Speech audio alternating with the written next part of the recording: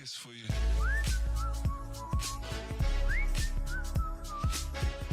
So a lot of people are probably going to be mad at the title, saying the better Final Fantasy XVI. If you missed the last video, I talked about Final Fantasy XVI and how I was quite disappointed in how soulless a lot of the aspects of that game felt and how disjointed a lot of it was. And part of that has to do with, the combat and the feeling of the story and how much filler there is. But part of it is something I talked about at the end of that video, and you don't have to watch that video to understand this one. But part of it was the lore and the world building. A lot of the extra kind of filler, what I call main quests, try to expand the world. And I kind of butted up against that when people like that kind of thing, because I was arguing that not only does it not expand the world, but you don't really get that emotional attachment. And a great example is a scene that plays out pretty similarly, story beat wise, in both Tales of Arise and Final Fantasy XVI that I think I'll lay out here as an example. So in Final Fantasy XVI, your main character Clive happens upon this town. I believe it's called Martha's Rest. It could be another town kind of in that area. And they talk to one of the people there that had known his father, and they kind of greet him and introduce him to the town and all that. And this is on the back of them going to the town to investigate the bearers, which are basically magic users that were born that have the ability to use magic that don't need like a crystal or something, and those are effectively used as like slave labor. And so they're going to investigate, and the main person you meet there talks about that, right? The fact that, oh, these bearers shouldn't have to deal with this. Bearers effectively lose the ability, like they lose their life force the more they have to use magic. And so they talk about that and how it's bad and we need to stop it. And then Clive and all the other party members be like, yeah, we gotta stop it, that's good. And then we do some other quests relating to the town and the townspeople. We leave for a little bit. We come back and we find they're all massacred by the Black Shields, which one of the Empire's like goons. We find all those people massacred, and then that effectively ends that little segment. And I argued how completely disconnected it felt to learn all these things about these town people and then have them just get murdered quickly after. A similar scene happens in Tales of Arise, but it happens at a much better pace as well as a much better resolution. In Tales of Arise, the town that you investigate is actually your hometown, right? So you grow up as a slave with the people doing slave labor. You're able to escape that slave labor area, right? And then when you come back to it later on, you realize that a lot of people, similar to Final Fantasy XVI, have been murdered. The difference, however, is that obviously on top of some people surviving, the people that survive are the ones that you had a more closer connection to. And so you start talking then, after you kill the culprits, about a similar topic, right? About the fact that you were slaves and how that works. The difference is, and I'll let the scene play out here in a second, the difference, and notice, the difference in conversation and tone between what this is and what the Final Fantasy one is.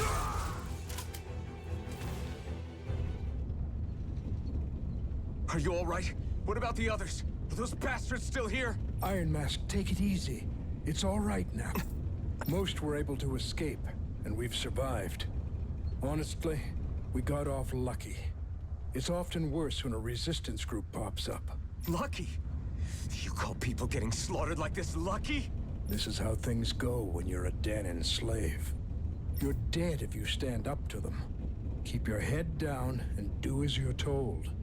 At least then you have a chance to survive. You only have one life. That's why... I should wait for the right moment? Yes. So someone else dies instead while we live another day. Is that what you're saying, Doc? You're willing to risk everything on the chance that things will get better if we wait long enough. But what's the point of waiting if others have to die so that we can live? What do you think happens when someone tries to resist? It'd be one thing if the rebel died, and that was that. But it never ends with only one death. You've seen it for yourself. Everyone suffers for it. Knowing that, are you really going to tell me our waiting has no meaning? But that's... I understand not wanting to throw away the same lives we're trying to protect. That would be senseless. But if you wait too long, if you get too used to waiting, then eventually you lose the will to fight. I don't want that to happen to me. As you can see from that clip, there's obviously a really big argument. The main person here that you grew up with, the doctor there, is saying, our silence is what's kept us alive all this time, and it's good that we're silent because if we're not, it could be worse. And the main character is like, oh, how dare you not fight back, right? There's that ideological difference between these two. And just having that, especially in a story that's trying to use the idea of slavery as like a big point, the fact that Final Fantasy 16, all the characters are just agreeing with everyone, it's like, yeah, we gotta do this, and there's no kind of conflict or no kind of even explanation for how you want to go about doing that. And in this game, it's like, no, slavery is a big deal, and you are a slave, and your upbringing as a slave affects how you go about things. It's not super clear whether the doc itself, if he's a slave or he just works for them, but it is telling that, that is, as the start of the game shows, that is like your friend and the person you've known for a while, and them saying that they rather let more people die if it means that they can live versus trying to fight back. Like, that's a really big clash that they have, and obviously it kind of goes in our favor at the end, but that's not really a given. I think that's really critical, is that the characters don't just go along with what you're saying. It's not a given that they're kind of mindless and they just do whatever the main guy says, which I think is really important. And that also happens with the two main characters, Shion, Shionne, and the main character, named kind of a spoiler, so I'll just say main character.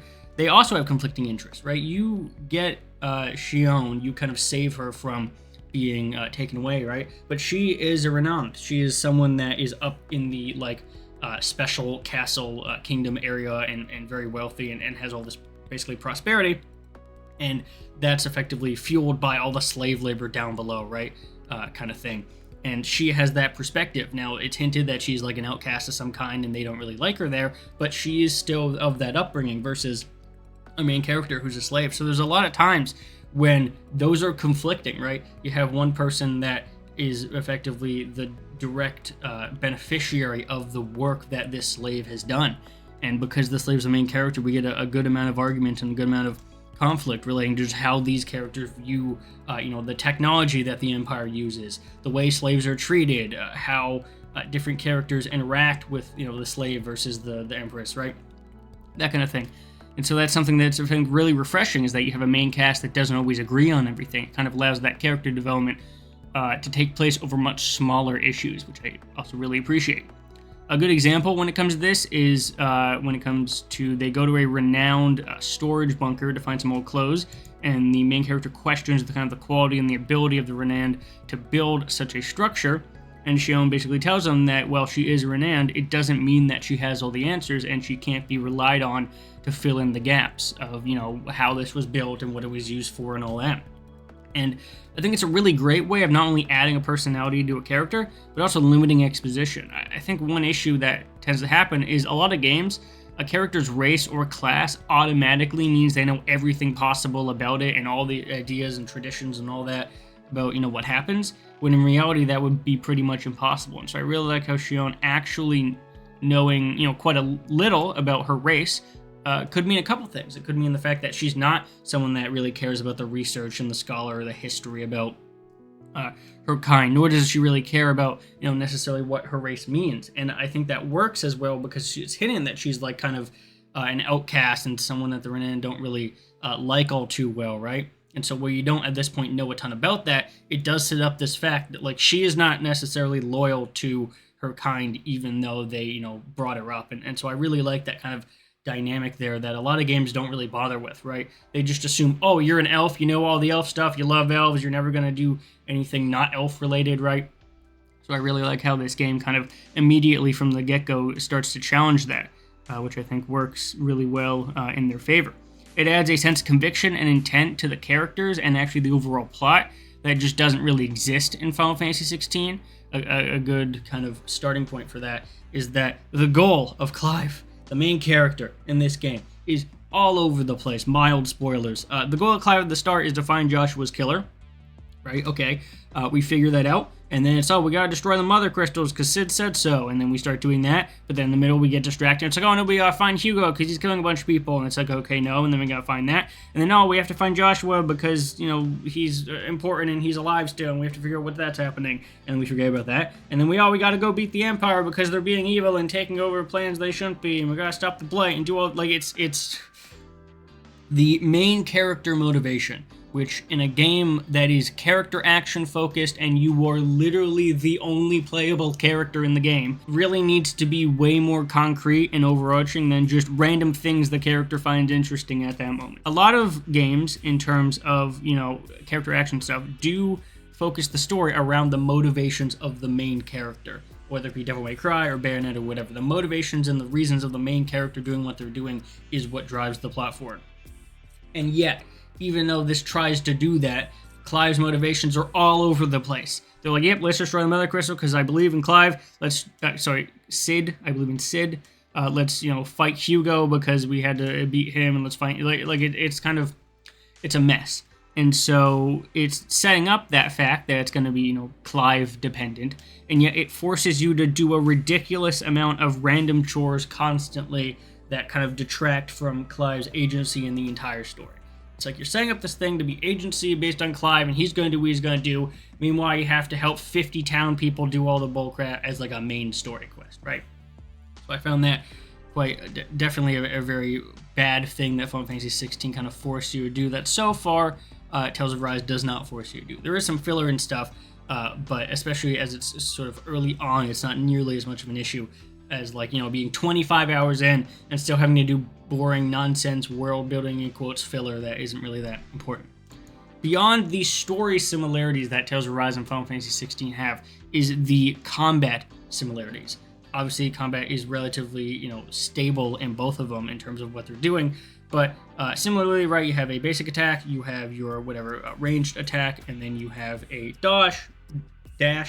or a dodge that you then can use as a counterattack. You have your 6 abilities for Tales of Arise. It's 3 ground attacks, 3 mid-air attacks, and then for Clive, it is based on whatever icon he has equipped, so he can have 2 per, and if you upgrade those and master those, then you can put him on whatever.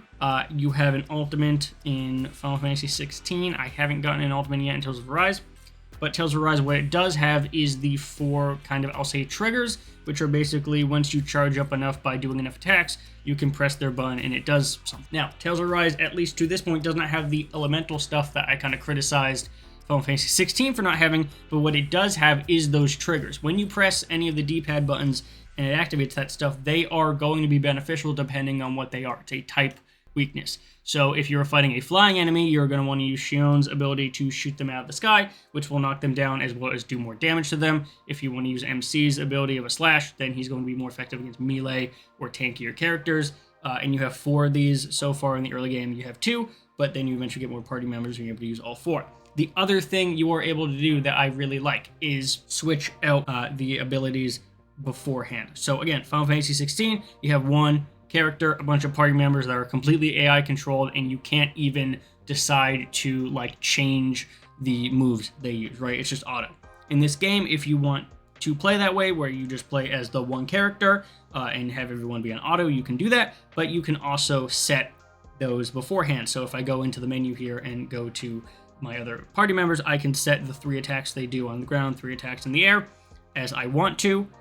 And the other thing you can do, so you can set up that like a normal game, normal RPG, and then you can go into the strategy section for auto, and it's very interesting because if you just do the normal presets, you have 4 to choose from, pretty standard. A lot of games with an auto mode RPGs kind of give you that 4 default, where it's like fight in moderation or do more healing or be more aggressive or defend or whatever. But you can also deeply customize them. I can go into fight moderately, basically make a custom preset with my own actions and what you do with those actions and use that instead. And you have 4 of those, so you can basically change and figure out which ones you want to do. So you have way more variety in terms of that. If you don't like any of the 10 preset options for auto battling, you can make your own and swap between them when you want to during battle. So if you want to play this game almost like a tactics game, where you set up like a Unicorn Overlord, for example, where you set up your units preemptively, right, and what they can do in battle beforehand, then you can play it like that as well.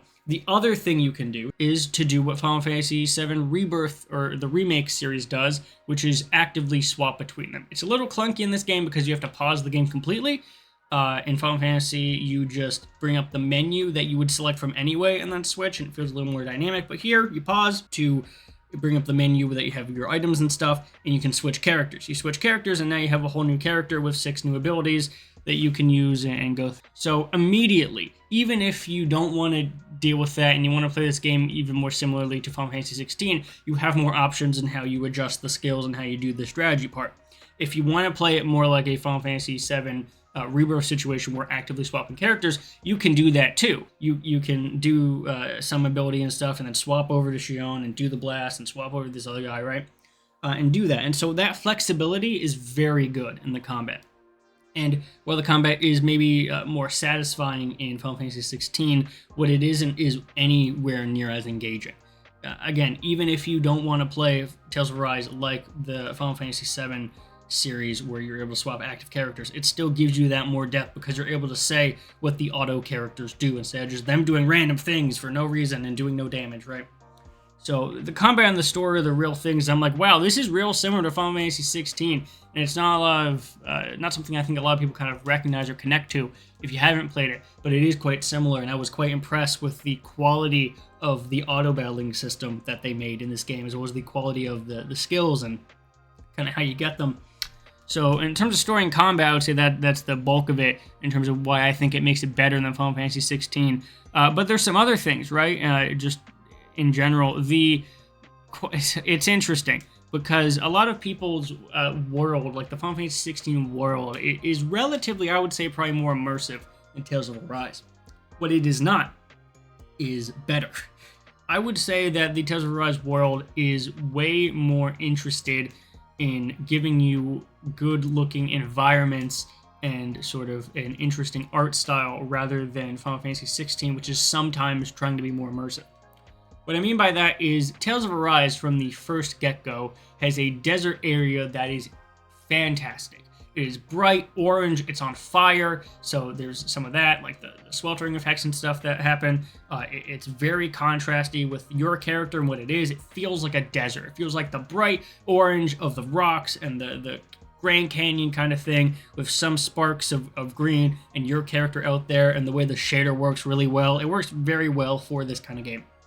And you compare that to, I don't know, most other games' deserts, including Final Fantasy XVI's desert, and it's just very boring and flat and gray, and most of Final Fantasy XVI has this kind of gray wash over it. Now, it's not nearly as bad as like the default Hogwarts Legacy, for example, which is just atrocious, or some other games that are too muddied. It is a decent art style. The problem is it doesn't lend any of the environments any real beauty to them. There are some very impressive interior zones as well as kind of landscape shots, right? There are, absolutely. But so much of this game feels like they were just trying to make medieval realism and just wash the entire thing with a flat color. And it doesn't really work from a visual perspective, especially when you have the 4 trillion particle effects going off at all goddamn time because all of Clive's abilities are crazy, right? It's definitely an art style, and it's definitely one that I can see people liking, but for me, I was really impressed with just how vibrant and really just awe-striking a lot of the things in Tales of Arise are. I was impressed because I was like, wow, this game actually, like, obviously the filter does a little bit to kind of paint over some of the maybe more inconsistent aspects of the game, but I was just kind of really impressed by that opening desert scene and by the towns and stuff. Like, damn, this really feels like a desert. It really feels like a bright and alive place. And I was kind of very impressed with that. Not to say that Final Fantasy 16 doesn't have some definitely good-looking zones and some better-looking zones than Tales of Arise. But you also got to keep in mind, and I didn't mention this in the previous video because it's a small thing. Tales of Arise is like 60 gigs. Final Fantasy 16 is 130 gigs. It's a crazy amount for about the same length of stuff, and yes, Final Fantasy XVI has better presentation, but to me that's not worth literally over double the storage size for what oftentimes does not look as good most of the time, right? So, and there's some other things I could go into. I'm not super far into Tales of Arise, so I don't want to make this like whole video about it. This is more of a comparison between the two games and why I think Tales of Arise is really a better version of what Final Fantasy XVI is trying to do. I will come back to Tales of Arise once I've gotten more into the story and the characters and stuff and kind of explain why I think that it's so good. But for this video, I think it's kind of a good conclusion here to say, I hope via the story and the combat differences and the scope and scale and the quality of assets and things, I was able to kind of showcase why, to me, as someone that hasn't played a Tales game before, Tales of Arise was so surprising, and how a lot of the similarities between it and Final Fantasy XVI really made me take a step back and be like, wow, Tales of Arise really is like a better Final Fantasy XVI in a lot of ways that I think matter to a lot of people. So hopefully that we found interesting. Hopefully you want to check out the game. It's frequently on sale for like $15, $20 on basically all platforms except for Switch. So if you're interested in any of the game there, it's really great. There's some issues with the PC port. There is a draw distance issue and you can't rebind your controller inputs if you're playing on PC. So those two things, you might be able to change the draw distance issue rendering if you go into like the INI files for Unreal Engine. But those are the two issues that I've noticed so far. There may be more later on, but those are kind of the two that I've noticed if you're trying to get this game on PC. I will probably have a full review of the game with more in-depth on all those things, as well as my usual kind of breakdown for my reviews. So if you're interested in that, make sure to hit the subscribe button, do all that, like, comment, subscribe, and I'll see everyone in the next video.